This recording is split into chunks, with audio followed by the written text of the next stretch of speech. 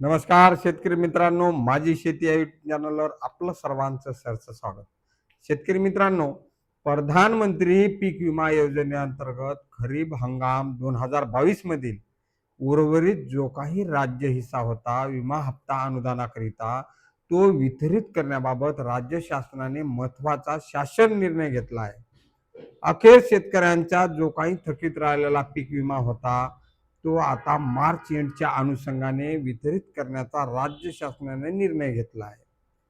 प्रधानमंत्री पीक विमा योजनेअंतर्गत खरीप हंगाम 2022 मधील उर्वरित जो काही राज्य हिस्सा होता विमा हप्ता त्याबद्दलची सविस्तर माहिती आपल्याला द्यायची आहे. तत्पूर्वी तुम्ही जर आपल्या चॅनलवर नवीन असाल तर चॅनलमध्ये आपले स्वागत आहे. तुम्ही जर नवीन असाल तर चॅनलला सबस्क्राईब करा, व्हिडिओला लाईक करा आणि जास्तीत जास्त शेतकऱ्यांपर्यंत ही माहिती शेअर करा. तर मित्रांनो, 30 मार्च 2026 रोजीचा हा शासन निर्णय आहे. जास्त वेळ न घालता आपण शासन निर्णय बघूया की कोणकोणत्या कंपनीला हा पीक विमा वितरित केला जाणार आहे आणि त्या पीक विमा कंपन्यांना आपल्या असतील तर आपल्याला हा नक्की पीक विमा मिळणार आहे.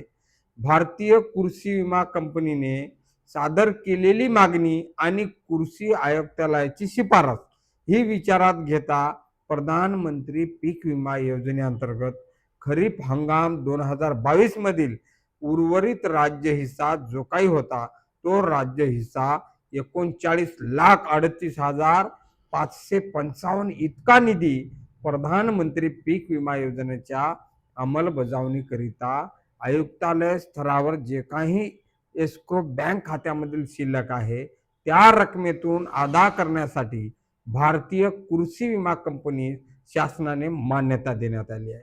आता खरीप हंगाम 2022 मध्ये आपल्याला या कंपन्या होत्या का हे लक्षात घ्या.